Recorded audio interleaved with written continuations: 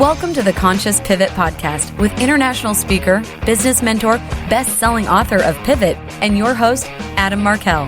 The Conscious Pivot shares the stories and wisdom of people who have successfully reinvented some area of their business and personal life. You'll gain powerful insights into how you can fully embrace new opportunities, increase your performance, and master the art and science of innovation and resilience. So please join Adam as he guides you on your conscious pivot. Hey everybody, welcome back to another episode of the Conscious Pivot Podcast. I'm your host, Adam Markel, and I just feel super happy today, blessed to be alive and well, right in the middle of everything that's going on in our world. I can imagine how you all feel. I know how I feel, just sort of a little dazed from time to time, a little dazed and confused, actually, which was a great kind of a old stoner movie. Yeah. This is a different brand of dazed and confused than in that movie, certainly, and really different than I've ever experienced before. And that's sort of been going on for a while now. And the interesting part about this is that there really isn't light at the end of a tunnel, if you look at it that way. And I'm a resilience guy and a pivot guy. And so to me, I'm not so much looking for light at the end of the tunnel anyway. To me, there's an opportunity to leverage right now in this moment. So was with that thought in mind that we booked a great guest for me to speak to, for you guys to learn from and to connect with. His name is Drew Manning. I'm going to read a little bit about him and then we're going to dive right in. So Drew is a New York Times bestselling author of the book Fit to Fat to Fit, and is best known for his Fit to Fat to Fit experiment that went viral online. He's been featured on shows like Dr. Oz, Good Morning America, The View, and many more. His experiment has become a hit TV show called Fit to Fat to Fit, airing on A&E and Lifetime. And his new book, Complete Keto, is available now. Great to have you on the show today, Drew. I'm really excited to get to know you and to have this conversation. Yeah, thanks, Adam. Really appreciate you having me on, and excited to do this podcast with you. Way cool. So what's not a part of the bio that I just read? What's one thing that you'd love for people to know about you that's not written there? Yeah, first and foremost, I'm a father of two amazing daughters, and that's my main purpose in this life. Yes, I have a business. It's successful. It does really well. But first and foremost, I'm a dad, and I love being a dad, and that's my main purpose in this life. So I probably would throw that in there as well. Yeah, you and I are simpatico. In fact, before we even turned on the video today, I just said, nothing is better for me at my life than I've been a daddy of three daughters, and you got two, and being a dad is great, and being a daddy to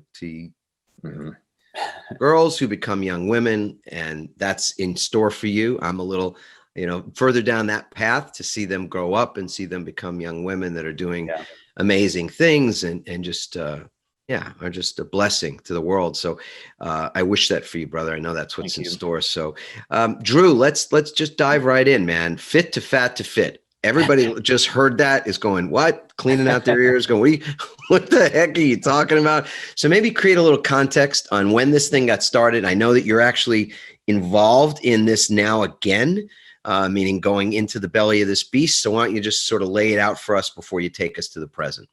Yeah. So back in 2011, I had this crazy idea as a personal trainer and someone who had been in shape my entire life, just like most personal trainers are, the six pack, the muscles. It's like, yep, personal trainer, right? And I had a tough time. Well, I grew up in a family of 11 brothers and sisters, first of all, and we all played sports. So football and wrestling were the sports that I played. So for me, being active was something that came naturally. And by a byproduct of that was never being overweight, never struggling with emotional eating, and naturally became a personal trainer because that was part of my life. And there was an instant disconnect between me, someone who had never been overweight a day in my life, and then my clients who had been overweight pretty much the majority of their life. And I couldn't understand why it was just so hard for them to follow the meal plan, do the workouts. And it seemed so simple in my mind. I'm like, you guys, what? Why do you keep struggling? Like, you just do it. And then it gets easier and you see the results. And I had one client who was my brother-in-law at the time tell me, Drew, you don't understand how hard it is for me or for people like me, because for you, it's always been easy. And when he said that, I took that to heart. I was like, you know what? You're right. I don't understand why it's so hard. And so I was thinking of ideas, and then boom, this light bulb moment, this thought entered my mind. And it was, what if you got fat on purpose, documented that journey, and put it online? Would that give you better understanding? And man, I almost felt called, like it was a calling in my life to do that experiment to give me that understanding. So to make a long story short, I let myself go for 6 months. I stopped exercising for the first time in my life. I ate a lot of, the SAD diet, the standard American diet, lots of processed foods, put on 75 pounds of pure fat in 6 months. It was one of the hardest, most humbling things I've ever been through. That's where the book eventually came from, which became a New York Times bestseller, which you mentioned. And I learned so many valuable experiences during that first experiment, where luckily I did get back to fit, which is why it's called Fit to Fat to Fit. But with a whole new perspective and a whole new understanding on the mental and emotional side of transformation, but also a ton of empathy. Because before, I was the judgmental person. I was more of the judgmental trainer that couldn't understand why people couldn't just do the work and no excuses and, just do it.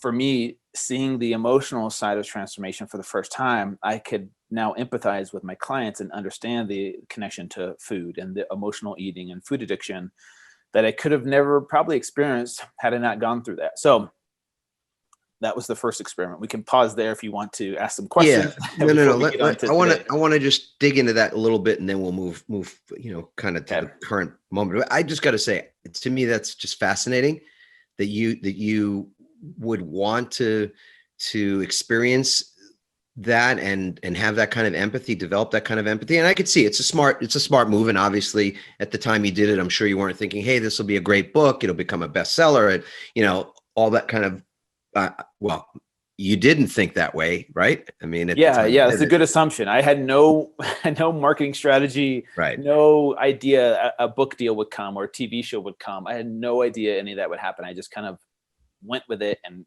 a lot of luck, to be honest with you. Yeah. And you know what? I certainly, I'm not going to quibble about the word luck.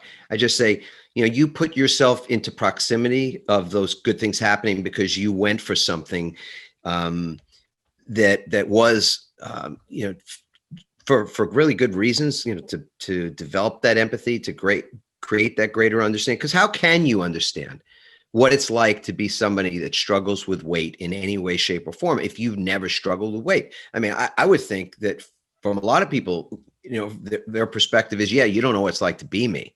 Yeah. So to just say, well, okay, I'm going to call BS on that because I'm going to go and figure, have that experience and gain that understanding so that I can come back with something more that I can do to serve and help people. So I really want to get a sense of what kind of weight gain did you experience? What kind of weight gain were you able to create in that time frame? And what was the time frame? And also, then unpack some of the things that you learned that ultimately enabled you to write the book and empathize at a much more authentic level. Yeah. So the journey was 6 months of gaining weight, right? No exercise for 6 months, ate a standard American diet, put on 75 pounds during those 6 months. And just to give people some context here, most of us, I'm assuming, have seen Super Size Me by Morgan Spurlock. He focused a lot on McDonald's, right? Fast food. I think most Americans know fast food is unhealthy. I focused on a lot of the foods that we grew up with in the 70s and 80s and 90s of like these processed, like sugary cereals, chips, cookies, and crackers, like Hot Pockets and mac and cheese and Top Ramen and soda and juices, like all these foods that sometimes we think are healthy or healthier. To be honest with you, it's kind of based off the food pyramid, right? We won't go down that rabbit hole. But what I'm saying is a lot of these highly processed foods that are convenient, right? They taste freaking amazing. I mean, I'll be honest with you, Cinnamon Toast Crunch is like, it's like crack cocaine. It's so good. It is though, right? It is. It's true. And they're super affordable. Like these foods are cheaper than real whole food. And we have it totally backwards in our society. So that's the food I focused on. A couple experiences. Yeah. Short term, they're cheaper. Long term, they're cheaper. We'll talk about what long term looks like. Yeah. But that's why a lot of people gravitate towards these foods versus, broccoli and lean meats and lots of vegetables. Like it's kind of set up backwards. But anyways, a couple experiences that really shifted my perception were a couple things, more so on the mental and emotional side. Physically, I knew I was going to get fat. I knew I was going to get the man boobs and the big gut. Like that was expected. But my identity my whole life was based on my body. Like my body image was my self image. So in my mind, I was Drew, the fit guy. Like that was part of my identity, right? Once I lost that and became overweight, I'll be totally honest with you, I freaked out. I didn't know who I was anymore without the six pack. I wanted to go up to strangers in public when I was overweight and explain to them like, hey, I'm not really overweight. This is just an experiment. Like, just so you know, here's my before picture. I just felt the need to tell you this so you don't judge me, because I was so uncomfortable with my own skin. And what that taught me was that eventually, after going through that hard part, is that we are all more than our bodies. And we have more to offer this world than just our bodies. And so for me, that helped me not put so much emphasis or be obsessed about my body image as my self-image, and being able to separate that. The second thing was when I transitioned after 6 months of eating Cinnamon Toast Crunch and Mountain Dew and all these delicious foods, to then the next day going cold turkey to eating real whole food again, I felt like crap. For 2 weeks, it was awful. I felt miserable. And here I was, a trainer, a proponent of eating healthy food, thinking, hey, this food's going to make me feel good. I felt miserable. And if I could compare it to something, it's probably not going to do it justice, but if you were addicted to drugs and you try and cold turkey get off of that drug, your body goes through these withdrawal symptoms that are awful. And that's what I felt like going through these withdrawal symptoms, where my body almost fought back against me and pushed me towards the high that it got from these processed foods for the past 6 months. And that's where it clicked for me, because my clients would tell me all the time they would struggle to stay consistent with their meal plans and eating. And I couldn't understand why they couldn't just willpower their way through it. Because for me, my whole life, it's been easy. And then for me to make that transition and to feel the headaches, the grumpiness, the moodiness, the hunger pains, and just feeling miserable, even though I was eating broccoli and spinach and all these healthy foods that we're taught to eat, my body still pushed back for about 2 weeks, and the cravings were super intense. And that's where I finally could develop some empathy for people that struggle with emotional eating and people that struggle with food addiction, because the emotional connection to food is way more powerful than we can ever imagine. And for me, it took me going through that experiment to finally realize, man, just how wrong I was in my approach. So those were some experiences that really shaped my perception, shifted how I could help people in the future. So did you get back to original weight when you came out the other side going, you went fit to fat to fit again? Yeah. What did fit again? What was the difference between fit again and fit originally?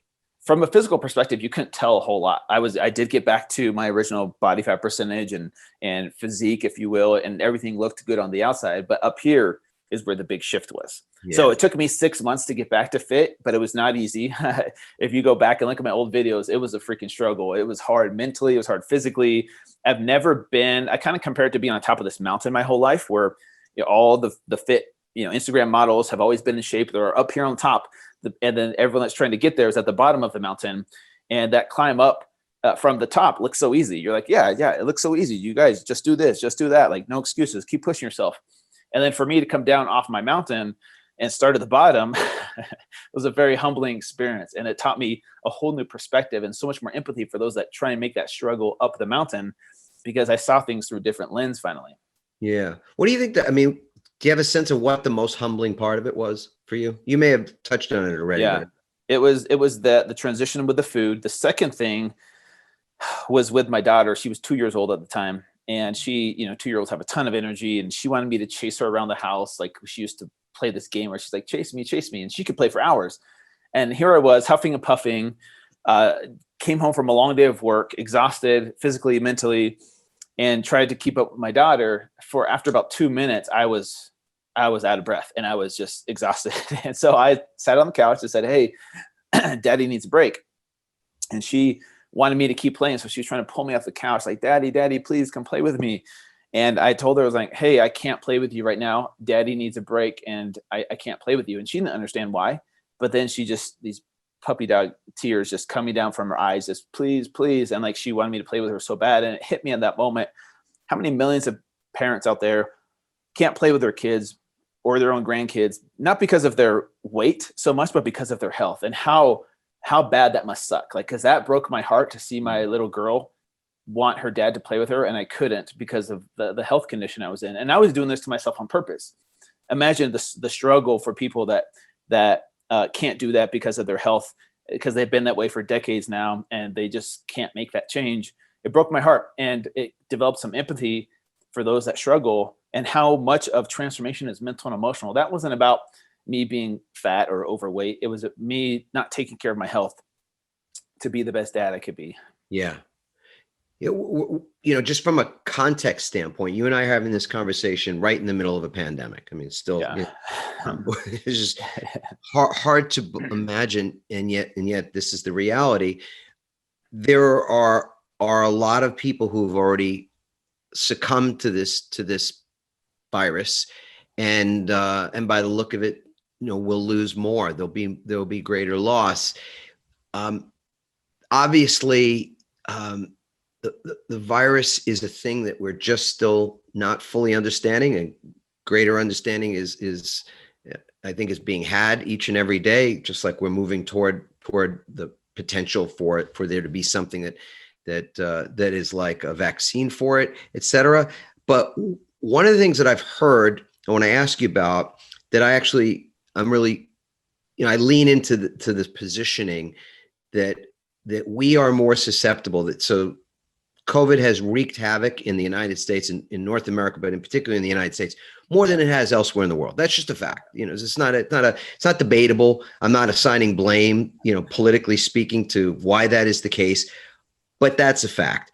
And at least in part, you could make the argument that we've succumbed to that because our diet in the United States, like you called it, the SAD, standard American diet. I mean, I'm sure you don't use the acronym SAD for no reason. Exactly.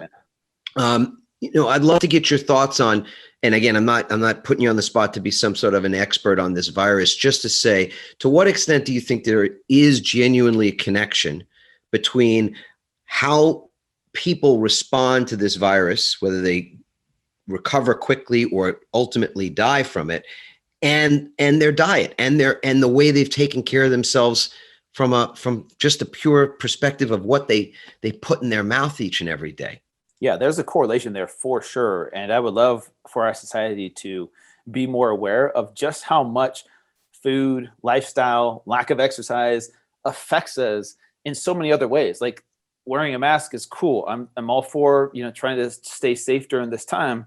But what if there was an emphasis on taking care of our health first and foremost? The problem is our society is a society of convenience. We want the path of least resistance. Okay, I don't want to do the work. Just give me a pill. And that's what we've been programmed to think. And that's what makes the wheels turn and money talks. And so it's hard because you can't come out on the news and say, hey guys, you guys start eating your vegetables. You guys start working out 60 minutes a day.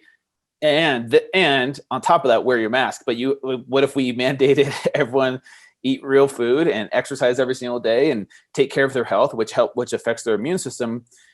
No one wants to hear that because they just want, okay, where's the vaccine? Where's the pill? So man, I would love if there was more emphasis on that. And my hope is that through, my platform and other people's platforms, is we can awaken people to the importance of taking ownership of your own health rather than placing blame. But I don't want to make light of anything. I'm not a politician. I'm not a scientist. But I do know that things like eating real food, exercising every single day, getting some sunlight, getting out in nature, meditating, those kinds of things do have an effect, whether the science community wants to admit it or not. I think it does play a role, but it's a hard pill to swallow. People want the smaller, easier pill. That's a good way to put it, right? They want the bite-sized pill. Yeah. Exactly. So you're involved in the same experiment. So that was 2011 that you had that. And so now we are 9 years later and you're back into Fit to Fat to Fit again. Where are you right now in that experiment, and what have you started to notice? I see you're wearing a Coca-Cola shirt. I would never I gotta wear believe this. You're in the getting fat part right now, right? Yeah, I would never wear this, but I ran out of clothes that fit me. So I just went to like Walmart or Target and got these cheap t-shirts that can fit me now. But so let me first talk about why I'm doing it again, because I'm sure people are wondering, why would I ever do this again a second time? So the first time I learned so many valuable experiences, and that time it was more so about me experiencing what it's like to be overweight for the first time. Now I kind of know what to expect. I know what I've learned. This time around, I'm on a mission to disrupt the fitness industry, to bring some real change, because let's be honest, 2020 is a year of radical change. And whether you like it or not, things are changing. And I want to disrupt the fitness industry by leading with empathy first. We've tried macros, we've tried diets, we've tried restricting calories. We tried all the workouts. We tried all the supplements. Like all that stuff does and can work. What's not working is up here. And I feel like if people no one cares how much you know until they know how much you care first. And that's something that I live by. And that's kind of what Fit to Fat to Fit is all about. And I feel like if we can bring some empathy to the fitness industry, people are going to be more willing to what the influencers, the leaders, the doctors, the trainers, the coaches have to say, because they want to feel understood first. And so my focus is more so on the mental and emotional side, helping people overcome trauma and challenges that are connected to emotional eating, that are connected to food addiction, because we are trying to look for the simple pill. Like, hey, what diet should I do to lose the most amount of weight with the least amount of effort? Like, what's the easiest way to do it? What pill should I take? Versus, hey, let's go back, face this trauma, let it go, release it. And then from there, be free of these addictions that have been holding us back, because we can't figure out why we keep sabotaging, why we keep going back to our old patterns and our old thinking and our old programming. For me, it's a different approach. Yes, calories, macros, workouts matter, but my approach is all about focus on the mental and emotional side first. And so this time around, doing it a second time in 2020 is a vehicle to bring empathy to the fitness industry. The second reason I'm doing it is because I'm turning 40. Back when I was 31 in 2011, different metabolism, different hormones. And we all know, or people have told us, like, hey, when you get older, it's harder to lose the weight. It's harder to maintain. Your hormones change, your metabolism changes. It's way harder. And so I'm like, okay, I hear that. Let's put that to the test. Let's do that together. I'll let myself go for 4 months, August 27th through December 27th. And then come January of 2021, let's do this journey together. I will do it as a 40-year-old, and to give that demographic, that age group, some hope and say, hey, I'm here with you. I will hold your hand. You, me, all of us will do it together as a team, as a community. But this time around, it's about shifting our perception of what success looks like. So instead of focusing on, okay, I want to get skinny, I want to get the six pack, I want to get the muscles, in hopes that that will make me happy, in hopes that that will solve all my problems. And then I'll love myself. Then people will love me. People will respect me. It's about learning to let go of what success looks like in the fitness industry and shift your perception of what success looks like, and realize that it's about letting go of the results, and it's about falling in love with the process, because you are worth it, because you are now operating out of a place of self-love versus self-hate, or hating yourself to skinny, like some people say. Letting go of that and realize that it's all about the climb. Like Miley Cyrus said, it's not about getting to the top and saying, okay, once I have this body, once I have this car, once I have this much money, then I can be happy. Then I can relax, and then I'll love myself. And then until then, I'll just hate myself. And if I don't get those results, then it's not worth it, and I'm a failure. It's time to break that old programming. And that's what Fit to Fat to 40, which is my second journey, is all about. So I'm sorry that was a long response. No, brother, I think you just nailed it in so many ways. So do you feel like, and this is kind of a tossed, like an underhand pitch here. So sure. Acknowledging that right out of the gate. Do you think that the fitness industry has contributed to this sort of self-loathing behavior that you're speaking to right now? 100%. It's the whole diet culture of hate. You're not of worth, you're not of value in our society unless you look a certain way. Because I see it all the time in the fitness industry. People are judged, people are shamed all the time because they don't look a certain way. Even me, even when I was at 8% body fat, oh bro, you have skinny calves, you're not even 8% body fat. Like, there's all this hate out there because it's all about body image, and we think our body image is way more important than any other thing in this world.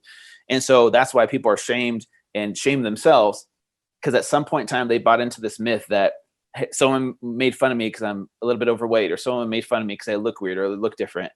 And then it's hard to break that old pattern, the old programming, if it stems from childhood, for example, to let go of that. And so that's why a shift in perception is probably the only thing that can help people. And it's not about getting the body. It's not about, like Nutty Professor. We've all seen that movie. It temporarily can work, to feel great.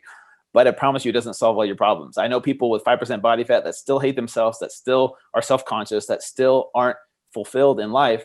Same thing with rich people. It doesn't guarantee success. So if you could learn to be fulfilled now, even though you're not where you want to be, even though life isn't perfect, even though your body isn't what you want it to be, then when and if you get the body, you will still be fulfilled. It's not going to change when magically one day you get there and be like, oh man, finally I did it. And I had to hate myself to get here. I really don't feel Like that's how it works in people's minds for the most part. So that's kind of what I'm. Right, because you're not enjoying the process for one thing. I mean, life. Exactly. You can call it a journey. You can call it a lot of things. Yeah, you put up with the process for Right. long enough if you get these results, and then you'll continue doing the process if those results come. But if they don't come, you'll put in 2 months worth of effort, 3 months worth of effort, and be like, I'm not getting the results. So why even bother to do this? Yeah, that makes sense. Yeah. We talk about resilience in this community a lot, and I love to get your beat on what resilience looks like. Yeah. How would you define it, or where has it even been a thing that you've been able to define through an experience you've had in the past? Yeah, for sure. So many experiences. And this is everything I'm talking about carries over into other areas of our life, mentally, emotionally, physically, financially, every other area of our life. If you're an entrepreneur, you're listening to this, this also applies to your journey as an entrepreneur. Resiliency for me. So like I told you before this, I'm part Hawaiian on my dad's side. And there's a word in Hawaiian called imua, I-M-U-A, imua. And I have it tattooed on my forearm here. It means progressing forward or keep moving forward in life. And to me, that is resiliency, because there's times where we get beat up, we get shamed, we hate who we are, we hate our situation, and it can either make you or break you, right? And I've had experiences in my life where I get to choose, okay, do I want to stay here at rock bottom and have the victim mindset of blaming people for my problems? Hey, why am I here? How did I get here? Blame God, blame your parents, blame religion, blame whatever it is that happened to you. Or resiliency for me is saying, okay, all this stuff happened to me for a reason. So life happens for me instead of to me. And that's the difference between a victim mindset and a resilient mindset, where you say, okay, all this stuff, all this bad stuff, I could either look at it as happening to me and question God, why did he let this happen to me? Or this happened for me, and this is to be learned as a lesson to be resilient, to keep moving forward and learn from it, grow from it. And then from there, you pay it forward by helping other people with what you've learned to pick yourself up from that rock bottom moment. Right, exactly. Everything happens for a reason always kind of left me a little lacking, empty. I don't know, just feeling like that didn't it didn't help me initially in the moment to think things happen for a reason, until I started to really think about what that reason could be. And more often than not, that reason is about how you serve or how you help other people. That's the sort of the, not quite the irony of it, but just something that you don't necessarily expect. It's counterintuitive. The things that you're able to work through becomes something that not only strengthens you, but also helps you to strengthen others. And so then it elevates it to an even higher level of importance in your life. You said Imua, I-M-E-U-A, is that what you said? I-M-U-A. I-M-U-A. And could you say a little more about that, or, where that concept comes from in Hawaiian culture? Yeah. So if you go anywhere in Hawaii, you'll see a statue of King Kamehameha, who was the king of the Hawaiian Islands. He's the one who united the kingdom of Hawaii, all the islands, and made them into one kingdom, right? And a lot of his statues have the word imua, which is, like I said, progressing forward. And the symbol for that is the tip of an arrow, the tip of a spear, of that point, and it's continually moving forward. So you'll see that a lot in tattoo designs and things like that in the Hawaiian culture.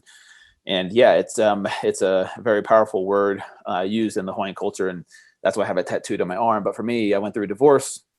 I left my religion back 5-6 years ago now.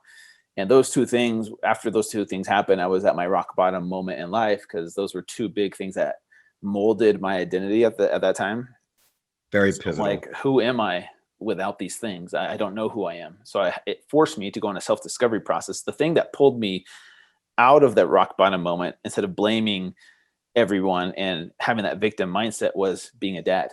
So this is why I mentioned being a father first and foremost, because I knew that my daughters were worth it to show up the best version of myself. And I owed it to them to not pass on that trauma, that hurt, that pain, the hate to them, because what you don't heal in yourself, you pass on to the next generation, in my opinion. So for me, it was about breaking that cycle, letting go of all that hurt, all that pain, so that my daughters didn't have to experience that same thing. Because when we go through trauma, if you don't heal it, you're going to bleed on those who didn't even cut you.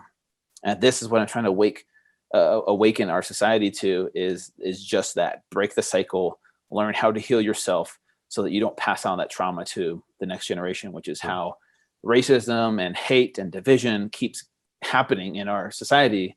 It's because a lot of this stuff is taught. Yes, exactly. You know what? In past episodes, I've mentioned this author's name and his book, and I want to do it again just because it's so relevant again and again and again. But and it's a book that a lot of people haven't heard of. So I'll even ask you, Drew, if you've heard of the book, The Presence Process. I have not, but it sounds right up my alley. Yeah, it does. It is right up your alley. So Michael Brown is the author, South African, and just one of these books that, it's a gem. It's really wonderful. And I, in Hawaiian culture, there's also the Ho'oponopono prayer. This is for forgiveness, right? So to what extent is forgiveness a part of the equation when it comes to how it is that you are able to move forward? Yeah, it's a huge part of the process for sure, because I think it starts with forgiveness, forgiving yourself, which is the hardest thing to do, in my opinion. Hardest part, yep. Because the culture that I was raised in, and my perception of it was the guilt, the shame to kind of control you from doing bad things. Like, hey, if you just shame yourself and beat yourself up, you'll never go back and sin, right? But we're human. We make mistakes. We mess up.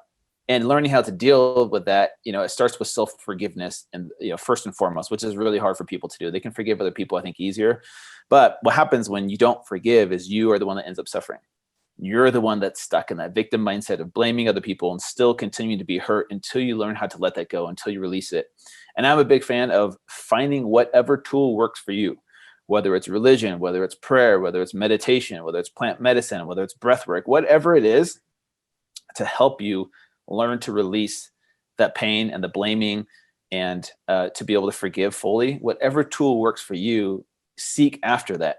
Because if you don't, like I said, and you still just try and live with it, and as men, we do a good job of suppressing these things. We will suppress it, pretend it doesn't exist, and just act as if everything's okay. We just man up and handle it, right? That's what we're taught.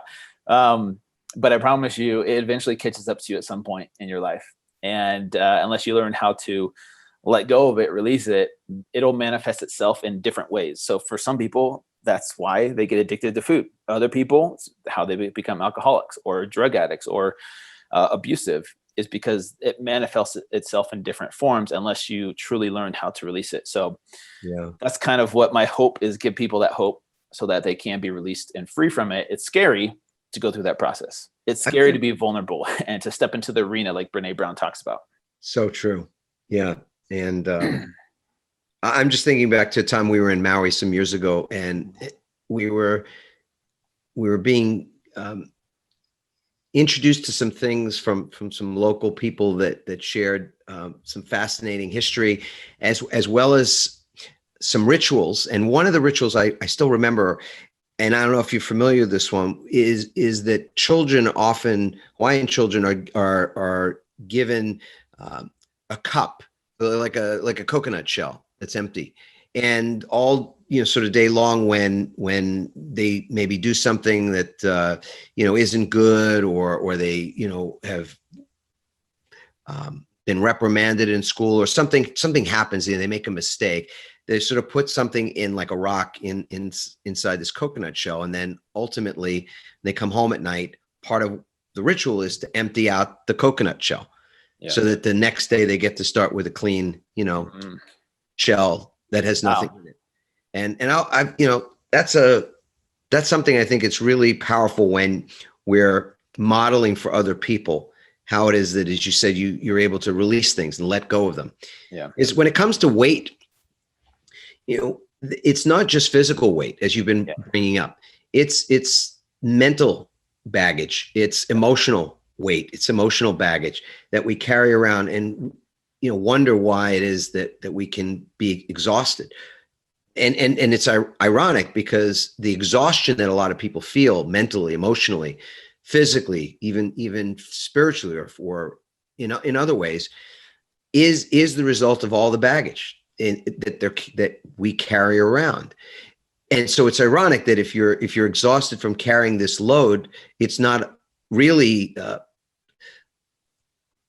it's not a wonder that you wouldn't have the energy to work out at 6 o'clock at night after carrying all that baggage all day long, all the worry, the anxiety about the uncertainty that's part of our daily lives. So I just want to ask you one or two other things, and with regard to uncertainty, how do you feel about uncertainty? How do you deal with it? How do you leverage it? Do you think it's possible to actually make use of uncertainty? What's your beat on that? Yeah. So I've come from two different ends of the table here, where I used to be so certain about everything and thinking that was what made me happy. Like I knew where we were from. I knew why we were here. I knew where we were going. I was certain of all this. And then all of a sudden, boom, that table came out from under me. And I'm like, I'm uncertain about everything. And at first that's freaking scary. So since then, I've been able to make peace with not knowing.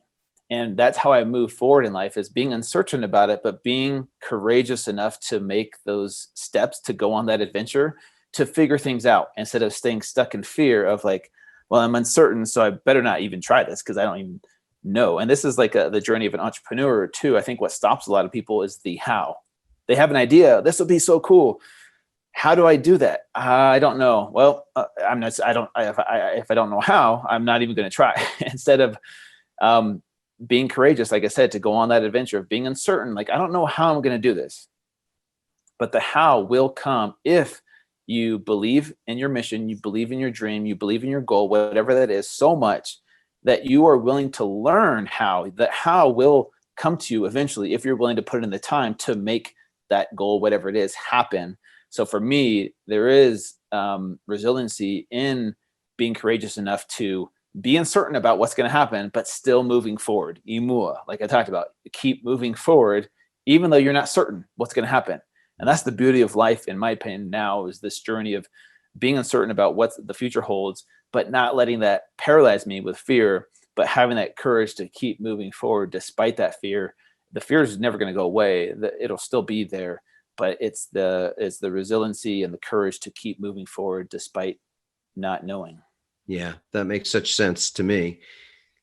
Drew, what's one ritual? I want you to share one key ritual for you in your day. I'm going to share in just a minute one of mine, but when it comes to building that resiliency, that imua, that ability to progress forward, what's one thing that you do just about, if not every single day? Yeah, and this is something I've talked about on my Fit to Fat to 40 journey, is continuing to meditate. I can't exercise right now, which is my therapy usually. So continuing to meditate helps me in those moments, because what meditation does is it kind of helps me become the observer of my thoughts. So what happens in life, in my opinion, is we become so reactive to situations in life that trigger us, and our emotions rise, and we attach ourselves to those emotions, and then we move forward, which is why road rage, or just like getting upset at your kids and losing your patience with them because they spilled something. Those reactiveness, that's what causes a lot of damage and hurt in our lives. And so for me, meditation is one of those things I still have as part of my routine, because it helps me become the observer of my thoughts. And when I'm the observer of my thoughts, I don't have to attach myself to the emotions of fear, worry, all those things that can happen when you're uncertain. I can just almost take a step back and observe it like a movie. All right, here's what's happening. Here's these emotions that are starting to come up. I know exactly why these emotions are coming up. And now in the moment, I can thoughtfully respond to the situation and keep moving forward with resiliency, despite not knowing what the future holds. Meditation is one of those things that can do that and carries over into other areas of your life as an entrepreneur, as trying to become healthier and more fit. Meditation can help you in so many different ways. So that's something that's still part of my routine. Beautiful. So first of all, Drew, thank you so much for everything you shared with us today. And I know a lot of people are going to be very curious to find out exactly what the Fit to Fat to 40 journey now looks like for you, while you're going through it. And then, of course, as you're moving to that next level of understanding and empathy and a lot of other things that people can organically experience it right alongside you, especially as they're wanting to create greater fitness moving into the new year. So this is really powerful, and love the conversation. Really appreciate your contribution to the community.